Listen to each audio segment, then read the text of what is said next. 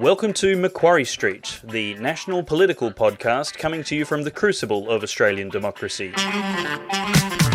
Here's your host, Lyle Shelton. G'day and welcome. It's great to have your company. I love bringing this podcast to you and I hope you're getting something out of it and that you're able to share it with your friends and multiply the influence.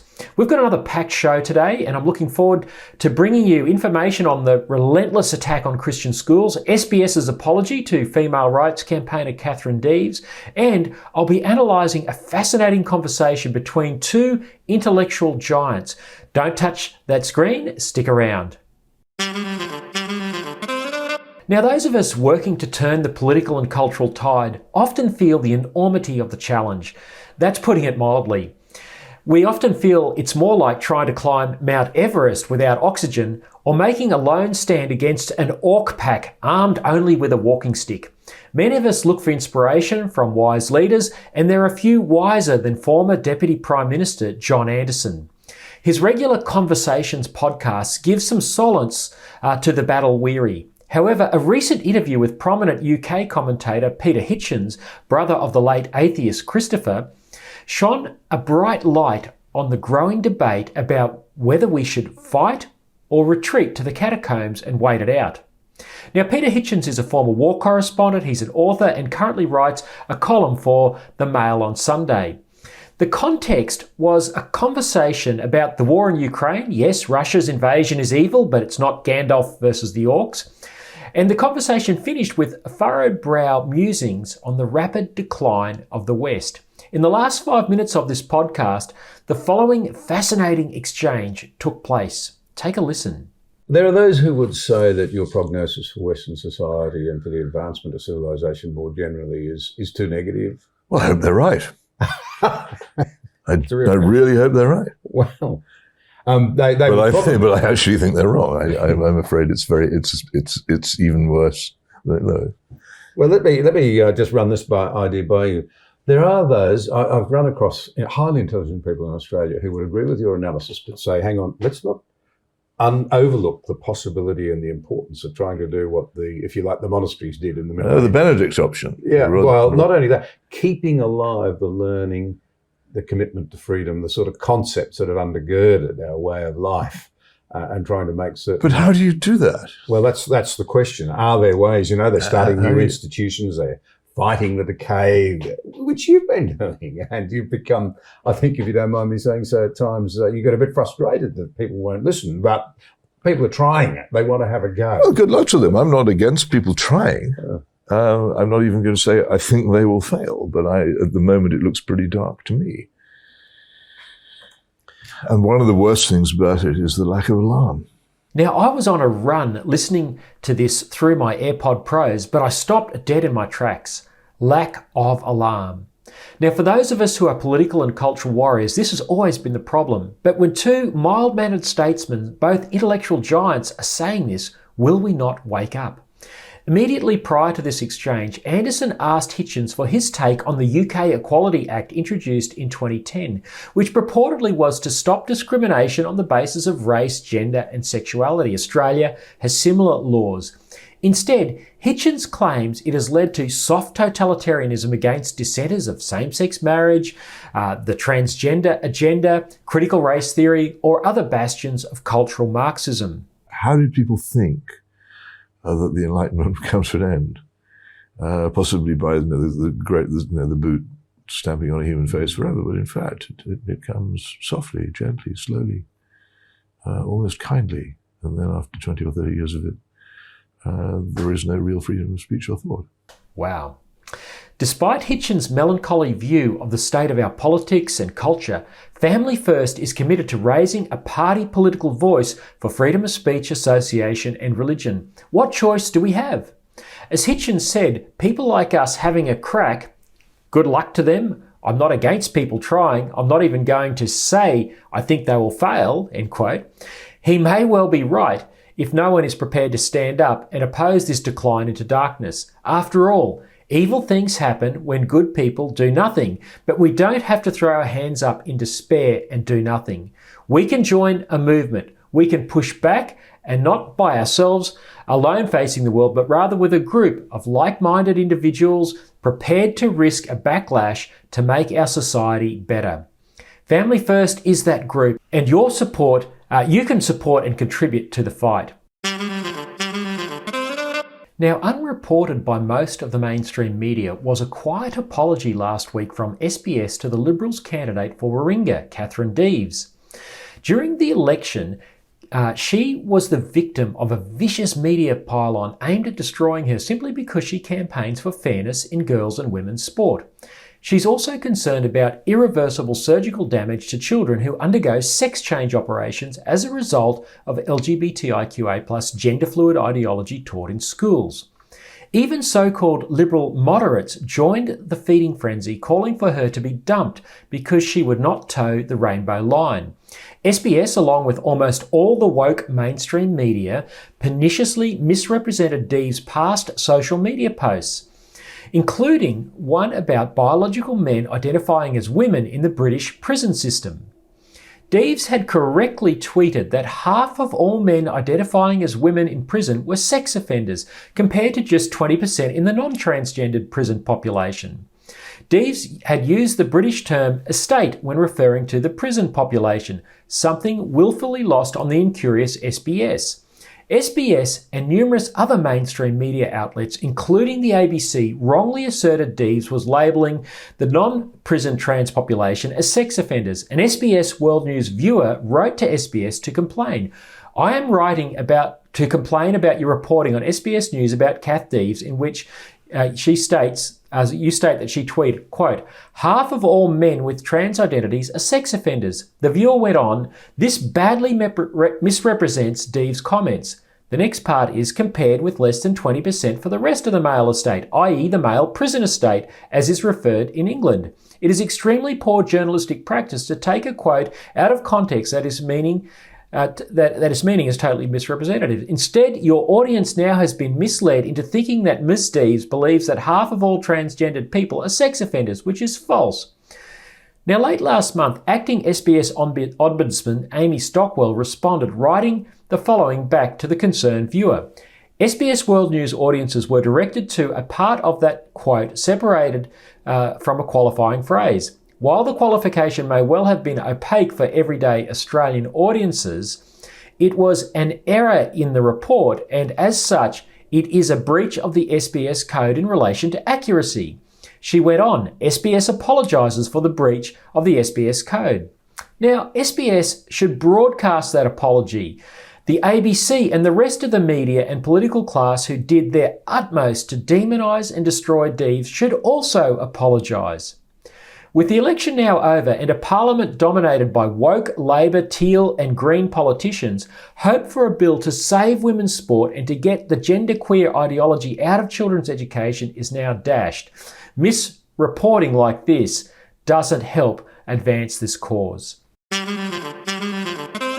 The simple situation is that we have not invested enough in coal and gas infrastructure, and when you restrict the supply of something, the price of those things go up. And so because we have not got coal mines approved, we've shut down coal-fired power stations, haven't invested in the older ones, and we have been restricting gas developments, especially in Victoria and New South Wales, well, we don't have as much of the supply of the energy we need to provide reliable and affordable power to people, and therefore the price is going up. So we've got to fix those underlying issues of supply, of investment in these types of energy, because we have invested a lot in renewable energy, but that is clearly just not ready for prime time, and it keeps getting shown up time and time again, and we hear every excuse under the sun from the renewable energy industry about why the apparent record investments are not delivering payoffs. But it's about time we actually reflect on the fundamentals here and invest back in reliable energy. That was one of the few sane voices in Australian politics, Queensland National Senator Matt Canavan. As woke South Australian politicians recently declared a climate emergency, the reality of Australia's ill-thought-out climate policy is biting families and businesses. Regulators are warning of a shortage of gas and the possibility of electricity blackouts for no other reason than bad politics. Our nation is blessed with some of the world's most abundant reserves of energy. Yet some people may not be able to heat their homes this winter, and all of us are paying through the nose. How did it come to this? The answer lies in the shutting of discussion on climate policy. This has been as ruthless and premature as the shutting of coal-fired power stations, which have not been replaced with a suitable or stable generating capacity. Regardless of where one sits in the debate about the impact of small quantities of human-generated CO2 joining the vast array of naturally occurring CO2 in the atmosphere, it is an incontrovertible fact that our energy policies are driving prices through the roof and reliability through the floor. Meanwhile, China, which keeps opening new coal-fired power stations, emits more CO2 every 16 days than Australia's annual contribution. This will not stop anytime soon. Even our chief scientists said Australia's contribution could not influence the temperature of the planet. Yet, politicians seem happy for some pensioners to freeze this winter because they can't afford rising utility bills. For sure, the war in Ukraine is having an impact on global prices, but that is driving the United Kingdom and Europe back to cheaper and more reliable fossil fuels, while Australia jettisons reliable energy sources without viable replacements. The LNP's Matt Canavan was not wrong to observe that net zero as a policy aim in Europe is dead. Reality is biting. The UK is rethinking plans to close coal mines because windmills and solar panels cannot do the job. At this crucial moment for energy security, Australians from rich suburbs, who are largely insulated from rising electricity and gas prices, have populated our parliament with uncosted demand, with people who have uncosted demands. There is no consideration of or debate about the consequences. What happens if there is not enough power after the premature closures? They don't know. Mumbling something about battery storage isn't going to cut it when the lights go out. Even the new Nationals leader, David Littleproud, is turning teal, as outgoing leader Barnaby Joyce now admits that net zero is not a realistic objective. Joyce wrote on Facebook last week, "Climate policy affects how much is in your wallet, and this is becoming more and more evident each day. The question is, are you willing to pay the price for the policy?" End quote. Now, it's a shame that Barnaby was not writing this on Facebook at the time that he was cajoling his party room to get on board with net zero before Scott Morrison jetted off to the COP26 climate conference in Glasgow last year. Discussions of green policy consequences have not formed part of the election discourse.